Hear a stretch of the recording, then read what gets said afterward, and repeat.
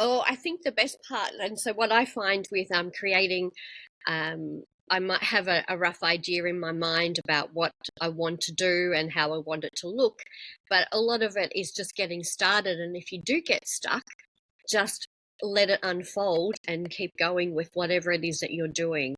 I find that just by letting it evolve and become what it is the best way to go. Don't try and force something, because often the idea that I've started with ends up being completely different at the end. And it's really just hanging with it, but just relaxing at the same time and just letting that whole process evolve and experiment, have a try with different things.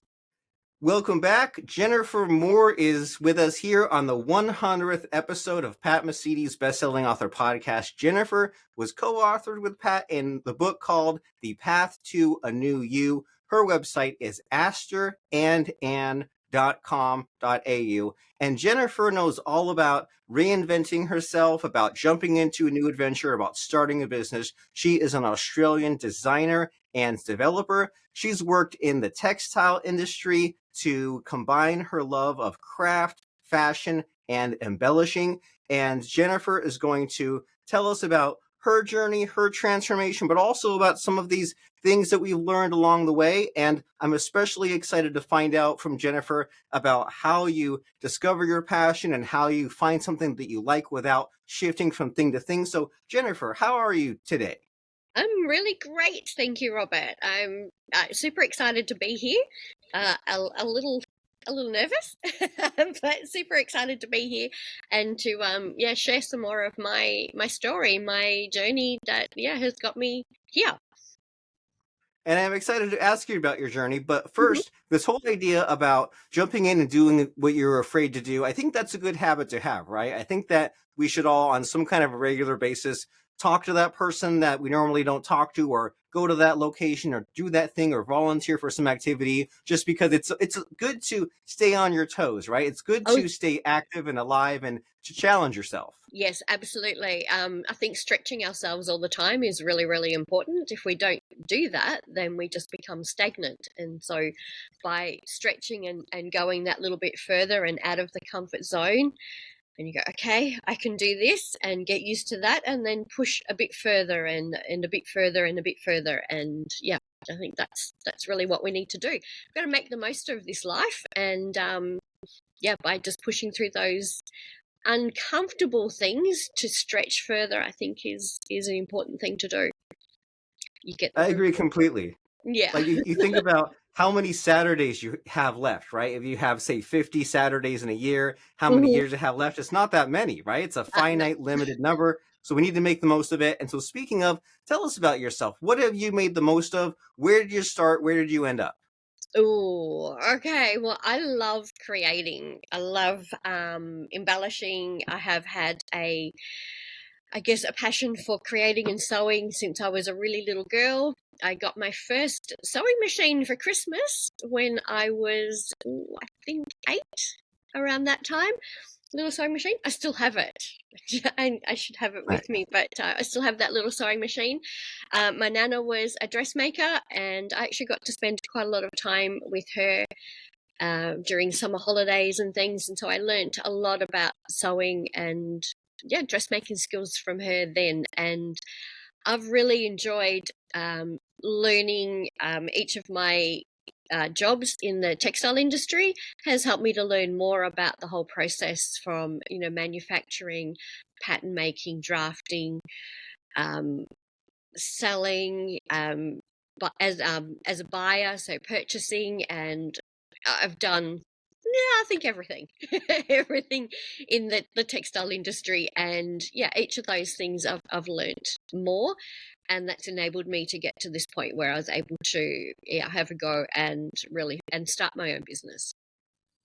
Well, very cool. You've covered all the bases, right? You've done Yep. the making, the buying, the selling. Now you have a business for it. And I think there's something special and magical about this idea of like working on a project, and like, we all have our different likes or different skills, but there's always this, jumping in, I'm going to create something. You go through that middle frustration of like, oh, I'm not sure it's going to work. You get the satisfaction when it's done. So have you ever Absolutely. thought about that, or do you have anything to share with us just about the like finding your passion and getting excited about a project even when you're in that middle part and it's frustrating and rewarding at the same time? Oh, I think the best part, and so what I find with creating, I might have a rough idea in my mind about what I want to do and how I want it to look, but a lot of it is just getting started. And if you do get stuck, just let it unfold and keep going with whatever it is that you're doing. I find that just by letting it evolve and become what it is the best way to go. Don't try and force something, because often the idea that I've started with ends up being completely different at the end. And it's really just hanging with it, but just relaxing at the same time and just letting that whole process evolve and experiment, have a try with different things. That's an interesting idea of not forcing it. And it's like if you're on a date or you're hanging out with a friend and you're having a conversation, we've all been in those conversations Yeah. where I feel like I'm being pulled along, right? Or I'm just trying to keep up with the person, or I'm Mhm. talking about something and then they bring up something from 10 minutes ago, versus like when a conversation flows naturally and there's kind of just you relax, you let it Yeah. flow, you let it happen normally, it goes by its own evolution. And so you've made all these creations, and they say things like Leonardo made like 80,000 different works. Like, do you have any kind of estimation? Do you think you've created like thousands of items? What's the total count? If you could see around me, I actually have not counted up how many things that I have created. Hundreds, hundreds. When I was working in fashion fabrics, I would pretty much make a new garment to wear to work the next day every evening.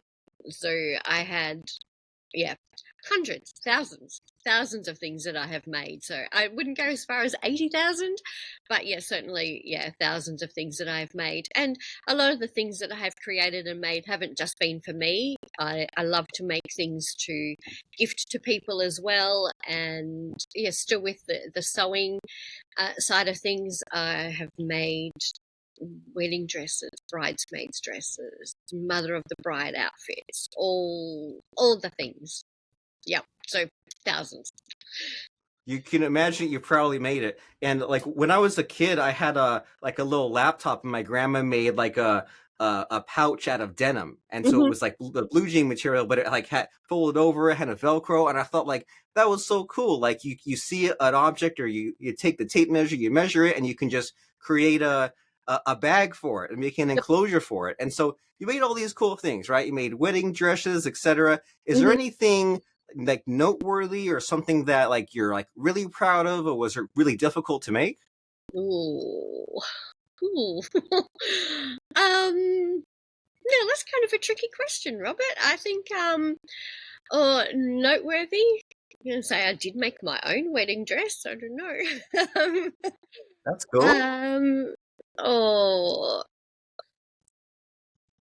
yeah, no, I think maybe dressing my mum, making her a lot of outfits for being mother of the bride thing was actually a really special thing to do. Um, I liked, yeah, making those outfits for her. I don't know, and then maybe just making accessories for me when I'm going out to different events and things. I'll make one of my little purses and go, that's my special little creation that I've got that I'm taking with me. Yeah.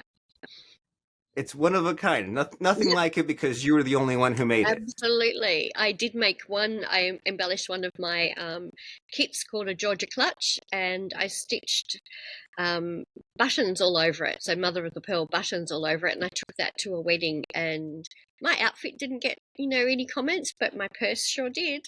There was lots of people commenting on my purse. And yes, it is a unique, one of a kind thing. And I like that. I like the uniqueness that we're like when you create something, you are creating your own thing, putting your own personal stamp on it, making it your own thing. And that's what I really love about what I do, is helping to enable people to do that.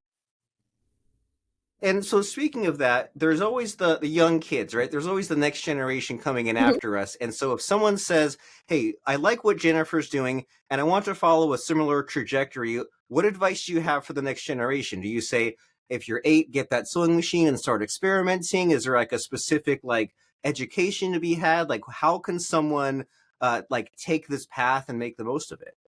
Or I think really just have a go. Don't be limited by what other people say that you have to do, and don't think, oh well, I can't make that way because that's what the pattern is telling me. If you want to change it up, change it up. Do your thing, but just it's really having a go and experimenting with things, I think, is the best thing to do. Of course, there's plenty of courses and books and things, but nothing beats that hands-on experience of just really trying things out and having a go. And I think in this creative industry, when there's so many different creative things that you can do, and sewing might not be your thing, but embellishing might be. I don't know. There's just, embellishing encompasses so many different things with different types of mixed media, that kind of thing. I love getting out the paint and doing things with that. And I think really for people, have a go at trying everything. Just do the lot. And then you'll find the one that really resonates with you, and then you'll go that path.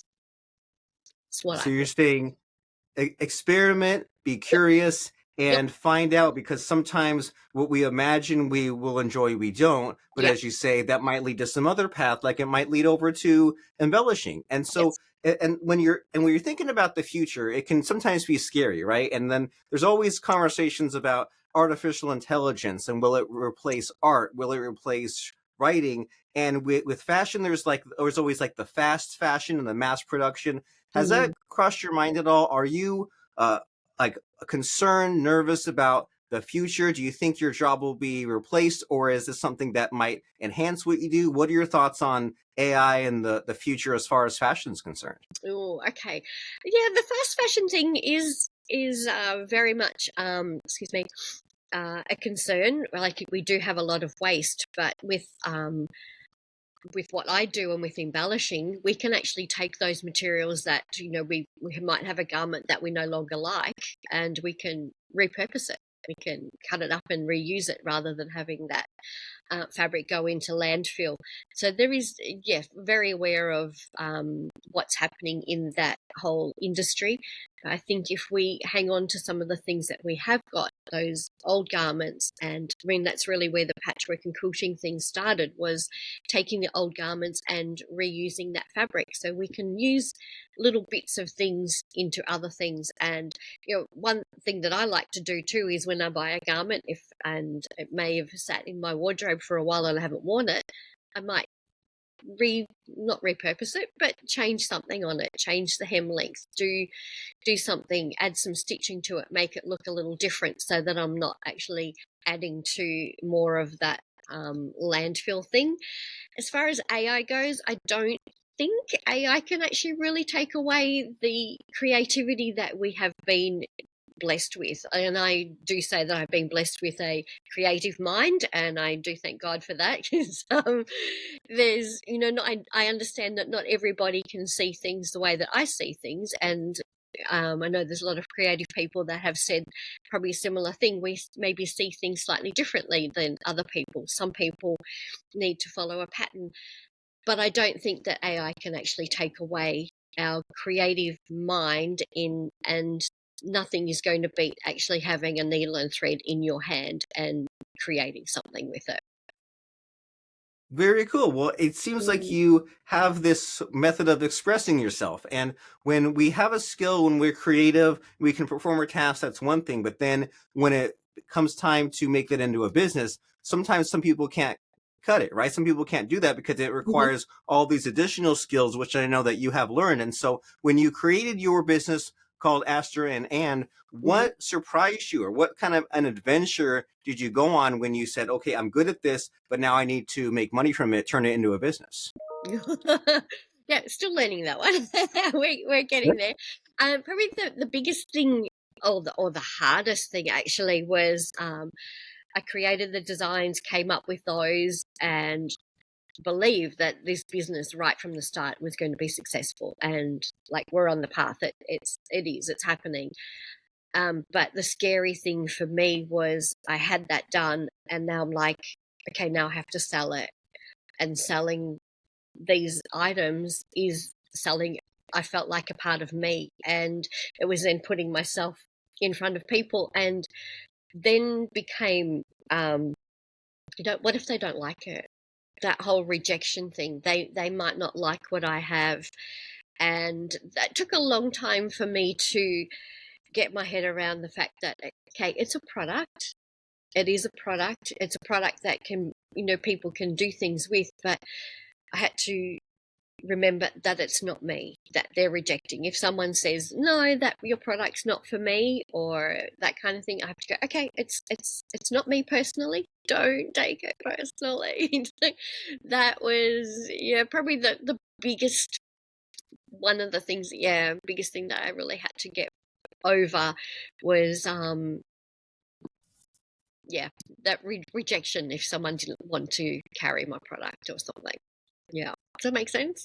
I think. It does, and it's Yeah. relatable. This idea that and people reject you all day long for all kinds of ways, all kinds of reasons, right? Yes. Someone didn't let you go first at the stop sign. They're not rejecting you. They're just rejecting that specific situation. It's not the right timing. It's not for them. Yeah. And so it's not a slight on you. And it seems like if you did take it personally every time, you'd be out of business really quick, right? You'd give up so quickly. And so we need to find a way to think our way out of this situation, and to say, okay, well, I'm, if someone rejects that purchase right then and there, that's not a rejection of me. And so you're building this business, you're growing it to bigger and better things. What are you currently working on? What's your struggle, and what are you building towards? Ooh. I have a bunch of new designs that I'd really like to get put into production soon. So the whole designing, I love. I really enjoy designing new products to add to the range.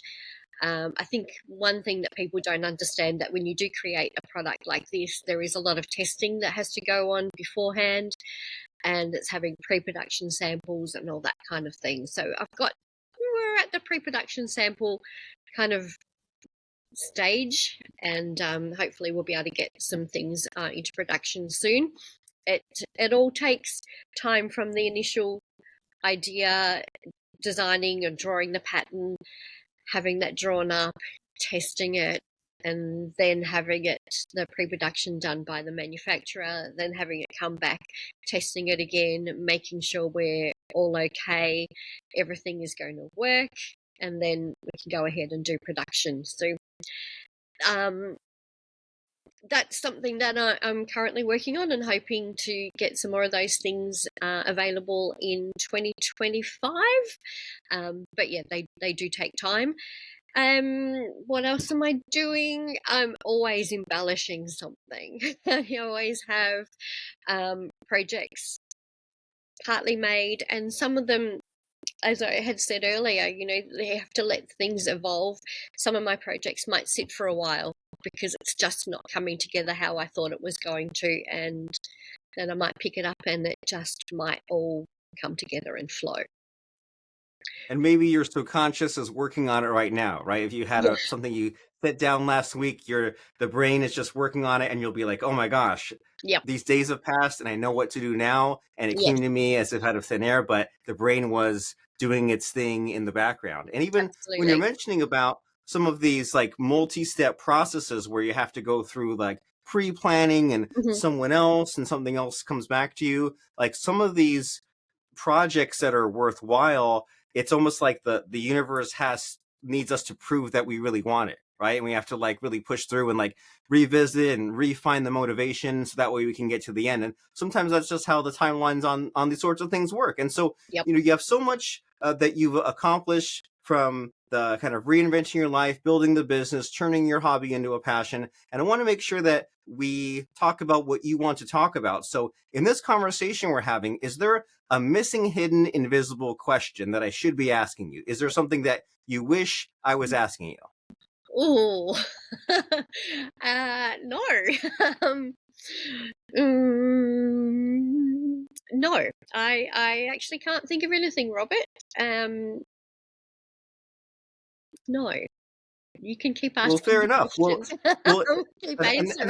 it's okay to be out of questions, right? But so I guess in our final minutes of our conversation here, like I guess what comes to mind is there like a philosophy or a motto or a quote or any of that sort that you live by? Is there something about you that you think you're like, hey, this is what my morals are all about? So anything come to mind along those lines as far as like your life philosophy? Life philosophy. Well, as a Christian, I like to live my life as best I can as a follower of Christ and loving everyone. As a human being, I admire Audrey Hepburn. Audrey Hepburn, I think she is a woman that has, even though she's no longer with us, but has always exuded style and grace and poise and empathy and compassion and kindness. And if I could be somewhat like her, I would like to be so. I love a lot of quotes that are around that Audrey has spoken, and one in particular is about being, the word impossible, which means, impossible. And I like to remind myself of that I am possible all the time. And you never know what you're saying or doing that might rub off on someone in that way, right? By setting a good Absolutely. example or Mhm. even just looking stylish or, having your outfit put together. Who knows what? It's a reason to look your best, be your best, think your best, be a kind person, have Yes. empathy towards others, and all those other fun things that just go along with it. Sounds good in theory, but so many people don't implement, or maybe they implement when they feel like it. And it's really important to just be a good person, set a good example. And if you have these sorts of dreams in front of you, then pursue it, because life is short, and other people will see you doing it, and they'll see the brand that you've created, the business you built, and they in turn will be inspired. And it's just putting goodness out into the world. And that Yep. website is asteranne.com.au. And what will people find there when they go to your website? What is on the menu, so to speak? Okay, on the menu there, you will find the pre-cut felt kit range that I have developed. You will find an embellishment gallery where you can see a lot of things that have been decorated. And you'll also find some other products that complement the embellishing of the pre-cut felt kits, like some paints and stencils and things and fabric packs like that. Exciting. Well, those are some great resources. And then, as far as if someone's local, do you have a storefront, or how can someone contact you if they just want to check out some of your creations? Ooh, don't really have a storefront, but you can often find me at a craft show or a patchwork and quilting show, craft shows around Australia, actually around the world. For 2025, already have 3 events in the US to attend, and 1 in the UK, and multiple events around Australia. So I'm out there, and if you do get to one of those, please stop by and say hello. But yeah, best way to check out social media. So Aster Anne on Facebook, Instagram, Pinterest, Threads, YouTube. I am working on some more videos to pop on the YouTube channel, so working on those.